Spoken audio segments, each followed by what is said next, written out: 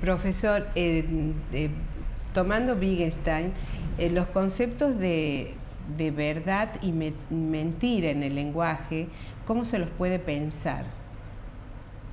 ¿Y de qué verdad se trataría si es que hablamos de un lenguaje que es verdadero, por ejemplo? Bueno, usted plantea que cada problema... Sí. Ay, eso es por desconocer. Nada menos que el problema de la verdad. Yo le pido disculpas porque yo sé que tan poquito tiempo. No, bueno, está bien, el problema. El famoso, 2 palabras decir todo. Eso sería un tema de discusión arduo en el grupo. 2 o 3 palabras le puedo decir. El problema de la verdad y por tanto de la mentira. El problema de la verdad es un problema que ha preocupado siempre a los filósofos y sigue preocupando ahora.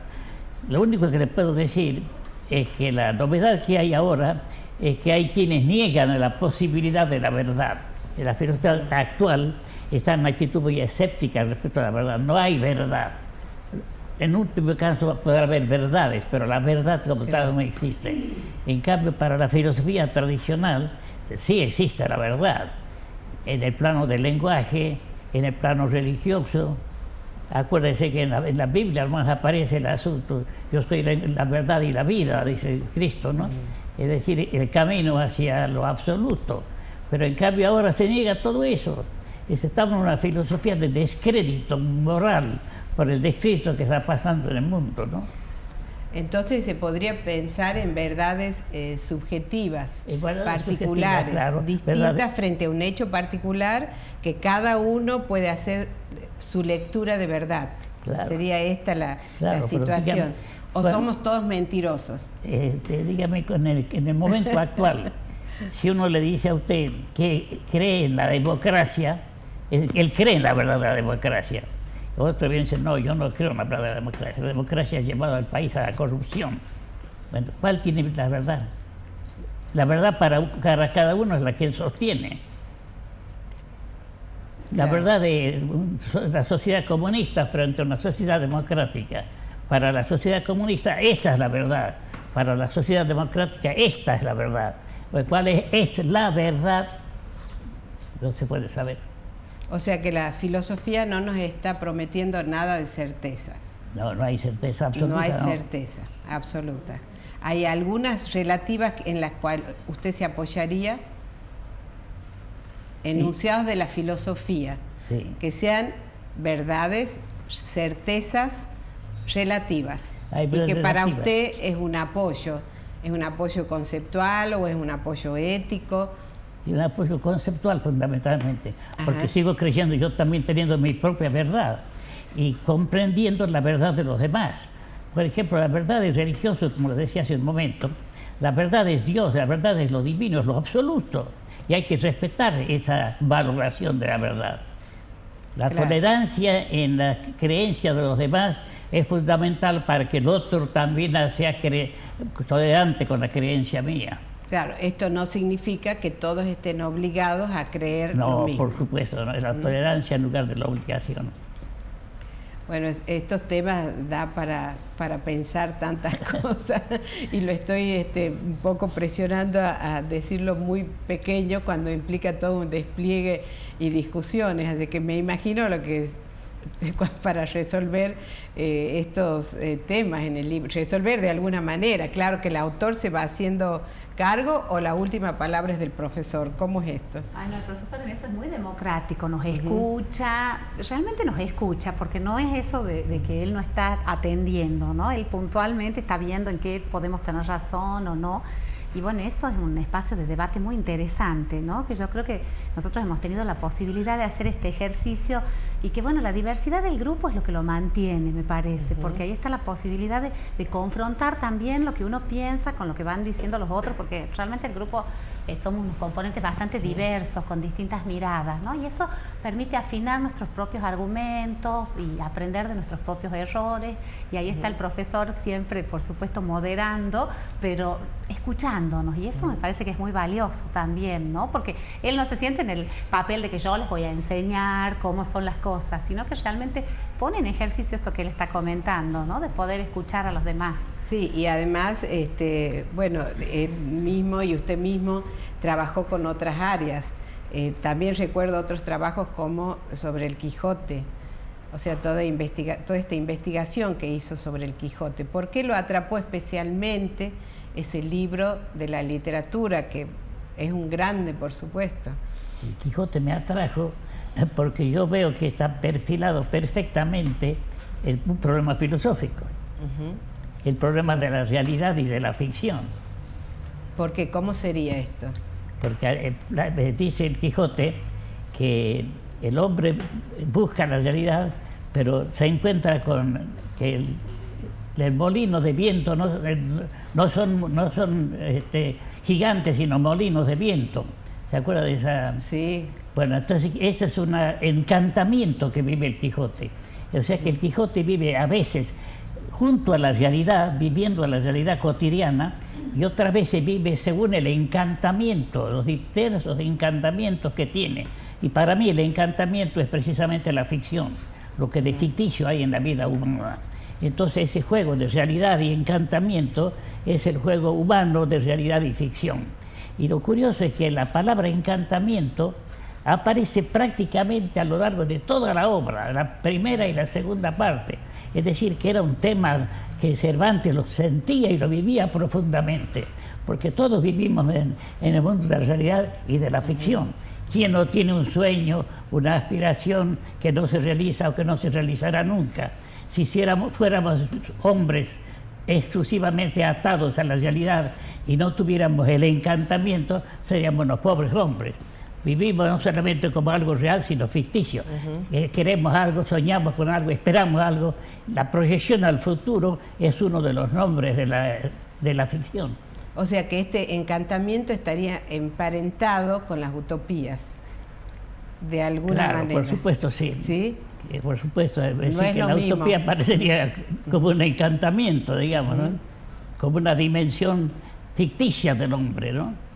Y además, como también aparece en el Quijote, dándole fuerza, siendo el motor de vida, de movimiento y de búsqueda de eso que quiere. Claro. Tanto la utopía como el encantamiento. Claro. Tendríamos esta relación. En el caso de Wittgenstein, ¿se plantea estos aspectos que tendrían que ver ya con la ficción? Sí, sí. Lo del encantamiento, ¿cómo lo plantea Wittgenstein? Pues no lo plantea como encantamiento, sino lo plantea como hombre que vive una realidad y que tiene elementos que no corresponden a esa realidad. Es decir, el mundo del futuro, digamos, ¿no? El hombre no solamente está inserto en el presente, sino de alguna manera anticipa el futuro. Es una gran condición humana de poder anticipar o por lo menos prever el futuro. Porque si usted viviera siempre en el presente, sería una vida muy condenable, sin aspiraciones, sin proyectarse. Ahora, el filósofo apunta más y pone más energía en entender la realidad o mirar hacia el futuro. Y todos los filósofos buscan entender la realidad. Es uno de los temas fundamentales de la filosofía, desde la antigüedad hasta hoy. Entender lo que es la vida real, entender lo que es la realidad, entender lo que es el mundo. Y fíjese que esto entronca la filosofía con otras disciplinas. Yo quiero entender lo que es la realidad, tengo que conocer algo de física.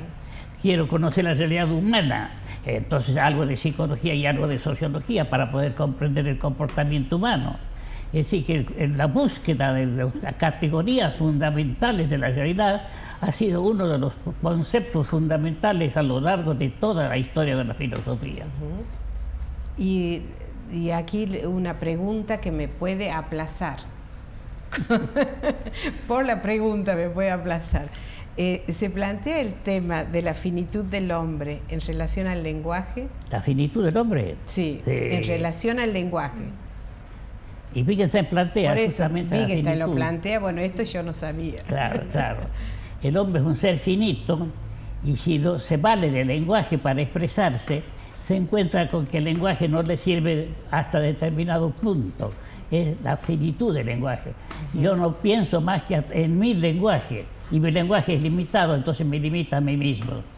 Por eso Wittgenstein hablaba de que la finitud del lenguaje hace posible que uno piense en aquello que no se puede expresar, lo que está más allá del lenguaje. Ahora, El lenguaje expresa muchas cosas, pero hay ciertos límites que no puede sobrepasar el lenguaje. Entonces lo que hace es tratar de trascender ese límite. Y eso es lo que Wittgenstein llama justamente lo místico, ¿no? Lo que no se puede decir, lo que no se puede expresar. O sea que el lenguaje tiene un límite perfectamente diferenciado, más allá del cual está aquello de lo cual no se puede hablar.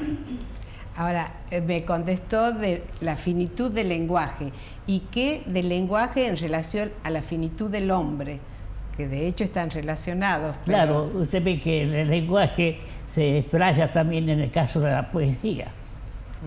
Los grandes poetas han mostrado el lenguaje en su finitud y en su afán de infinitud. De manera que la filosofía tiene el gran apoyo de la literatura, del gran poeta, que es capaz de expresar aquello que no puede expresar el lenguaje corriente. Y aparece la metáfora en ese caso. ¿Por qué? ¿Por qué aparece la necesidad de la metáfora?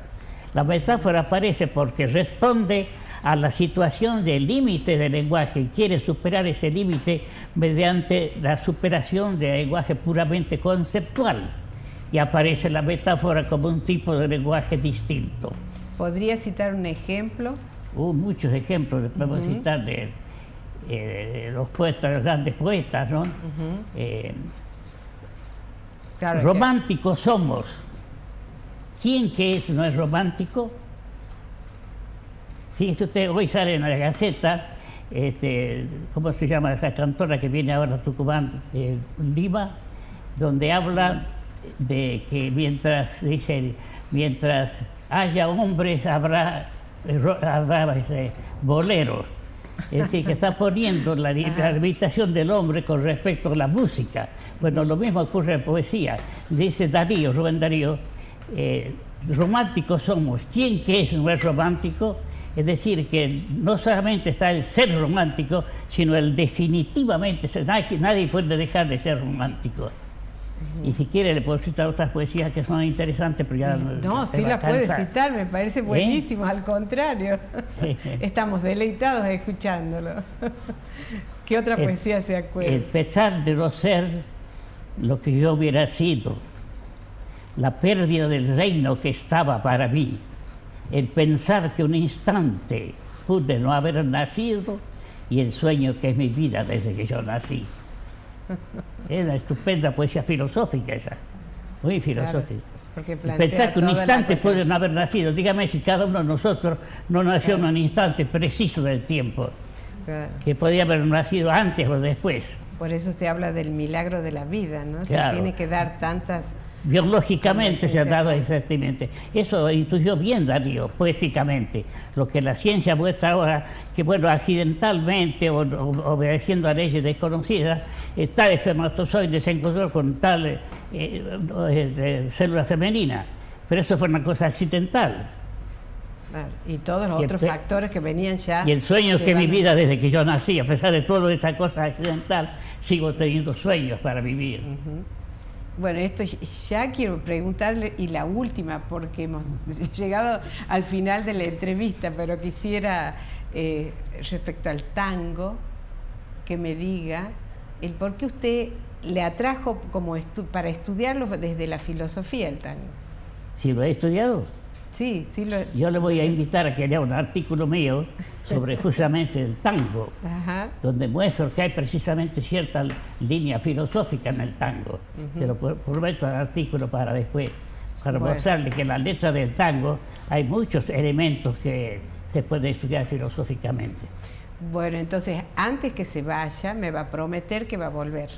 Bueno, le prometo que volver. Ha visto que soy un ser de ficciones, le prometo que es la cosa del futuro.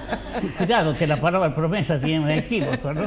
Pero no hablemos de la promesa ahora porque nos va a llevar un rato largo. Y bueno, Wittgenstein también hablaba de los actos del lenguaje. Claro. Esto tendría que ver con los actos del lenguaje, en eso estamos. Bueno, muchísimas gracias. Quedo con la promesa.